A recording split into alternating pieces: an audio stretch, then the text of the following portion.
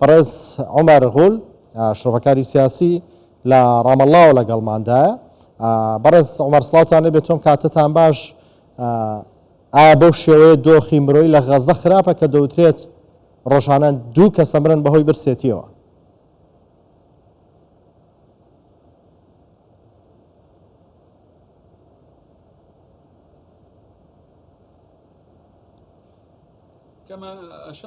وەک جەنابەت ئاماژەت پێدا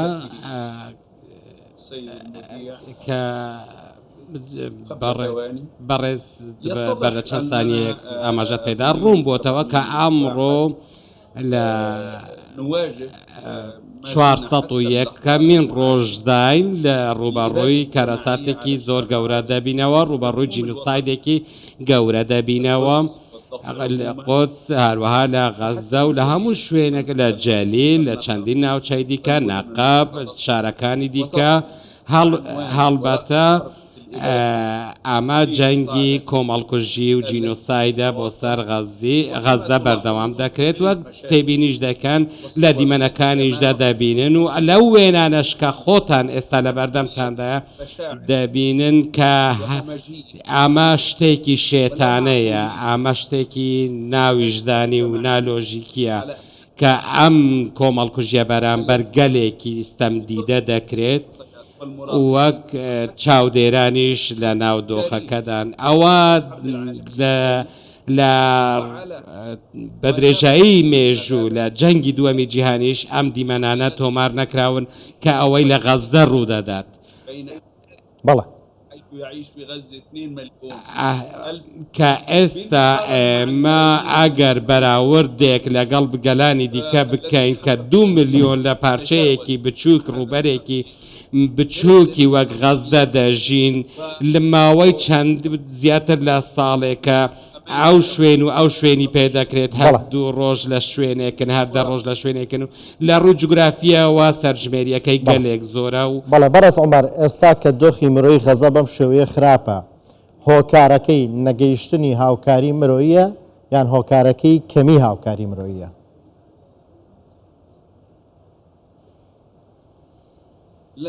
نەخێ لە زۆر ڕووەوە. یەکەمیان جەنگی جینوساید لە کە دڕندانەترین شەڕ لەسەر ئەو ناوچەیە هەیە کە سەردەمیانەترین جۆری چەکی کۆمەڵکوژ بەکاردەهێنرێتەیدا لەلایەن ئەمریکا و ئیسرائیلەوە، لە تۆپ لە بۆمب لە موشک و هەموو جۆرە چەکێک بەرامبەرێت. ئەمە هۆکارێک. بواری دووەم چییە؟ پرۆسەی برسیکردنە. ئەوە سیاسەتێکە یەکێکە لەو سیاسەتانەی کە لەو جەنگەدا ئیسرائیل بەرامبەر بە خەڵکی غەزە بەکاری دەهێنێت. هەر خۆی لە خۆیدا یەکێکە لە ڕەهەندەکانی جەنگە کە ئێمە باسی چەک و کوشتن و بڕین و هەموو شتێک دەکەین، بەڵام لە بەرامبەردا کە هیچ چەکێکی پێوە دیار نییە بە هیچ موشکێک بەکار ناهێنرێت، سیاسەتی برسیکردن لە بەرامبەر بە خەڵکە بەکاردێنرێت کە بە چاو نابینرێت. ئەوەش دەبێتە هۆکارێکی گەورە بۆ لاوازکردن. هەروەها دەبینین لە ڕێگەی موشەکەکان و لە ڕێگەی بۆمبەکانەوە هەموو شوێنێک دەکرێتە ئامانج. جگە لە خواردن و خۆراک ئێمە با باسی خزمەتگوزاریە تەندروستیەکان بکەین کە ڕێگەی پێ نادرێت دەبێنە ناو غەزە بۆ ئەوەی خەڵکەکە جگە لە برسی بوون لە ڕووی تەندروستیشەوە چارەسەر نەکرێن و ببنە قوربانی و خەڵکێکی زیاتر بمری. واتە لە هەموو ڕوویەکەوە دژایەتی ئەو پارچە جوگرافیا کەسانی دانیشتوانی ئەو پارچە جوگرافیا دەکرێت بۆ ئەوەی کۆمەڵکوژ بکرێن. مەرج نییە ئێمە تەنها باسی چەک دەکەین، ئەوانە هەموویان ڕاهاندن کە لەو جەنگەدا بەکار دەهێنرێت لە دژی خەڵکی غەزە.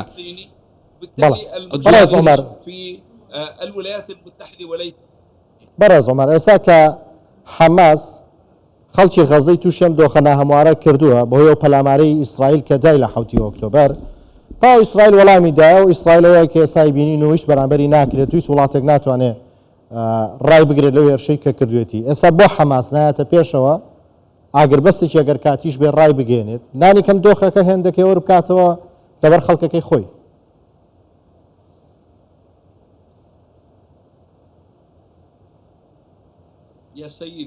بەڕێزم پرسیارەکەت وەڵامەکە با بدەمە چونکە ڕووداوەکان لە 7 ئۆکتۆبەر دەستی پێ نەکردووە وەک دەزانن لە ڕێگەی مێژووەوە دەتوانانی خوێندنەوە بۆ ئەو بابەتە بەڕێز ڕاستەوەی تۆڵی بەڵام ئەگەر 7 ئۆکتۆبەر حەماس بەو شێوەیە هێرشی نەکردایەتە ئیسرائیل چی بیانێکی بەدەستەوە بۆ هێرش بکاتە سەرکەرتی غەزە؟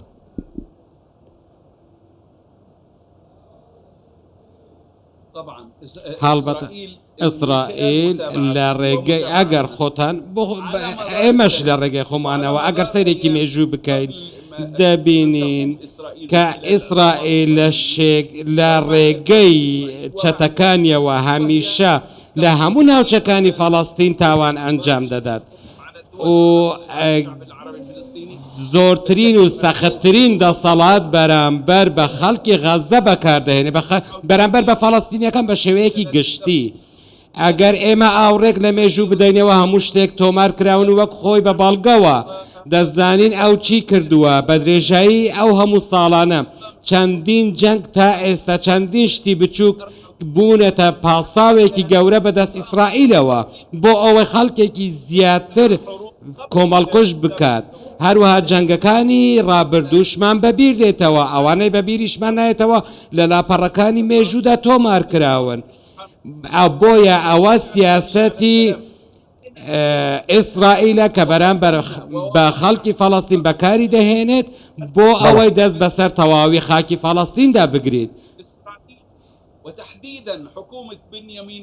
ئیسرائیل ڕاستە ئێمە دەڵێن کە هەمیشە ستەمکار بووە بەرامبەر بە خەڵکی فەڵەستین بەڵام لە هەمووی خراپتر ئەو حکوومەتە بووە کە لە سەردەمی بنیامین نەتانیاهۆ لە ترۆپکەوە دەرکەوت هەموو جیهان ڕووی ڕاستەقینەی حکوومەتەکانی ئیسرائیل بینی بەرامبەر بە خەڵکی فەڵەستین چونکە کەسێکی زۆر تندڕەوە ئەوەی ئەو حکوومەتە بەڕێوە دەبات بنیامین نەتانیاهۆ ناتوانێت دام بە خۆیان بەخۆیدا بگرێت بە شێوەیەکی دیبلۆماسی باسی بابەت و